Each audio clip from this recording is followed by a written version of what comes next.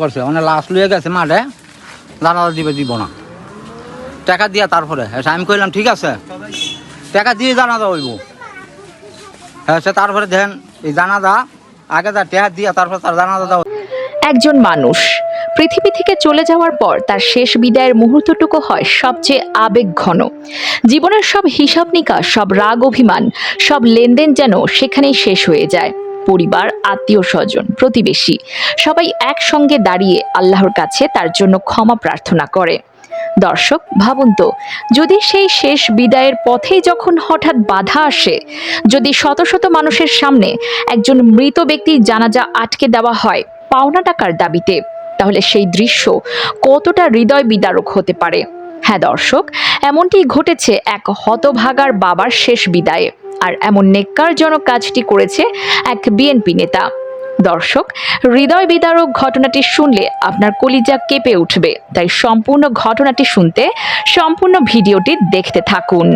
অত্যন্ত উগ্র আচরণ, সে এখানে কবর পারে দাঁড়িয়ে আছে, মানে কবর দেবে না। এখন তার উগ্র আচরণ, তার এই উদ্ধত্ত আচরণ সমাজ কিভাবে নিবে এটা আমরা বুঝতে পারতেছি না। আমরা আইন ঈদগাহ ময়দানে নিয়ে গেছি, তারপর ওই এখানে এই সামি প্রধান গিয়া বাধা দিল যে আমার টাকা না দিয়ে এখানে জানাজা দেওয়া হবে না এবং লাশ আমরা ছাড়বো না। নারায়ণগঞ্জের সোনারগাঁয়ে ঘটে যাওয়া এই ঘটনা শুধু একটি পরিবারের নয়, পুরো এলাকাকে নাড়িয়ে দিয়েছে। সামাজিক যোগাযোগ মাধ্যমেও বিষয়টি নিয়ে শুরু হয়েছে ব্যাপক আলোচনা। কেউ বলছেন পাওনা টাকা আদায় করা অবশ্যই অধিকার, আবার অনেকে বলছেন একজন মৃত মানুষের জানাজা আটকে দেওয়া কোনোভাবেই মানবিক বা গ্রহণযোগ্য হতে পারে না। তাহলে আসলে কি ঘটেছিল, কেন এমন পরিস্থিতির সৃষ্টি হলো, শেষ পর্যন্ত কিভাবে জানাজা সম্পন্ন হলো? পুরো ঘটনা জানতে ভিডিওটি শেষ পর্যন্ত দেখুন।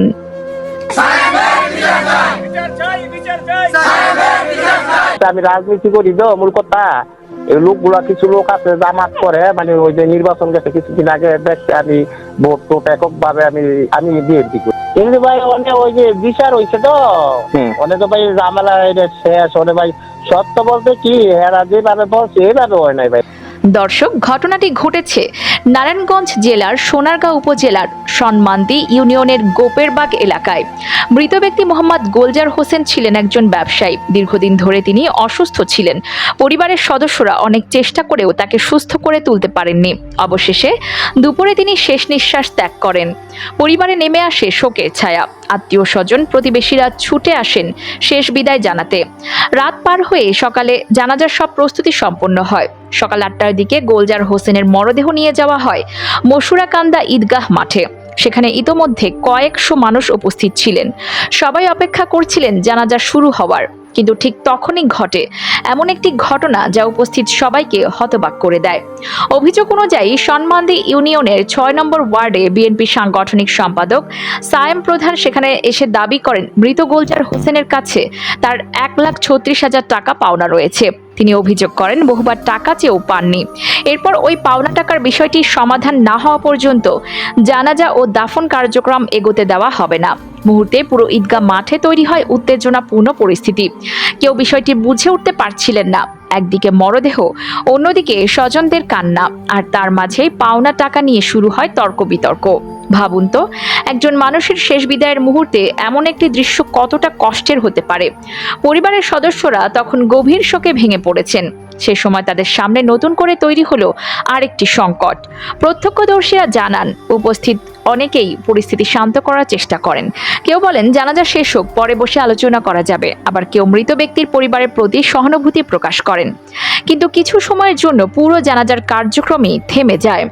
এ সময় মৃত ব্যক্তির স্বজনরা এগিয়ে আসেন। তারা সায়েম প্রধানকে আশ্বস্ত করেন যে দাবি করা টাকা পরিশোধের বিষয়টি তারা দেখবেন। পরিবারের পক্ষ থেকে বলা হয় নির্দিষ্ট সময়ের মধ্যে পাওনা পরিশোধ করা হবে। এই আশ্বাসের পর পরিস্থিতি কিছুটা শান্ত হয়। এরপর জানাজা সম্পন্ন করার অনুমতি দেওয়া হয়। শত শত মানুষের অংশগ্রহণে শেষ পর্যন্ত গোলজার হোসেনের জানাজা অনুষ্ঠিত হয় এবং পরে তাকে দাফন করা হয়। ঘটনার প্রত্যক্ষদর্শী স্থানীয় বাসিন্দা হযরত মিয়া বলেন জানাজায় কয়েকশো মানুষ উপস্থিত ছিলেন। তার ভাষায় এমন ঘটনা অত্যন্ত ন্যাক্কারজনক। তিনি বলেন এই ঘটনার পর পুরো এলাকায় আলোচনা সমালোচনার ঝড় উঠেছে। কেউ এমন ঘটনার সঙ্গে একমত হতে পারেননি, আবার কেউ বলছেন পাওনা আদায়ের বিষয়টি আগেই সমাধান হওয়া উচিত ছিল। অন্যদিকে মৃত ব্যক্তির ভাগিনা সাইফুল ইসলাম জানান বিষয়টি সমাধান হয়ে গেছে।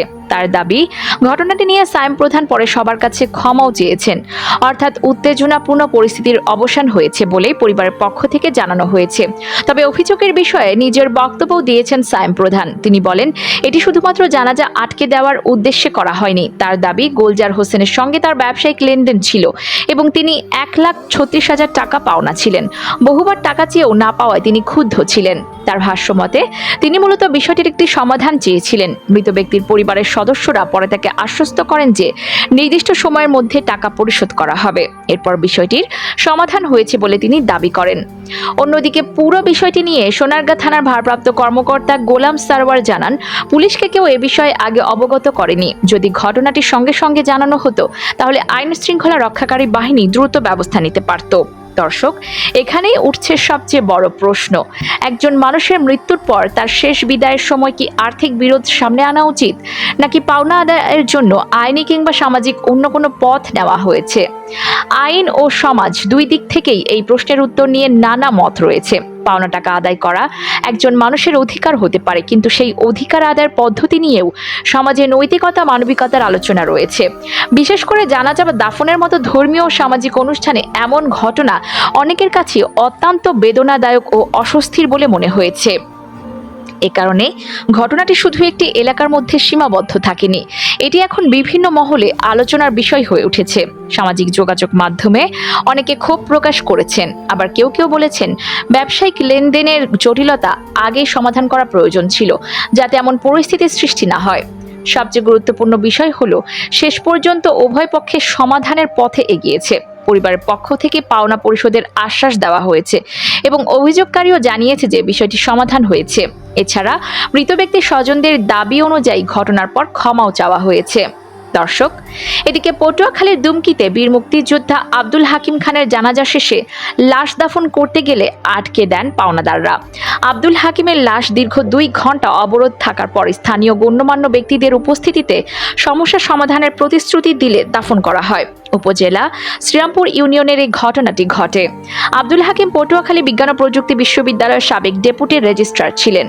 স্থানীয়রা জানান, দুমকি উপজেলার আঙ্গারিয়া ইউনিয়নের জলিশা গ্রামে 2015 সালে একটি বুদ্ধি প্রতিবন্ধী বিদ্যালয় প্রতিষ্ঠা করে 67 জন শিক্ষক কর্মচারী নিয়োগ দেন বীর মুক্তিযোদ্ধা আব্দুল হাকিম খান।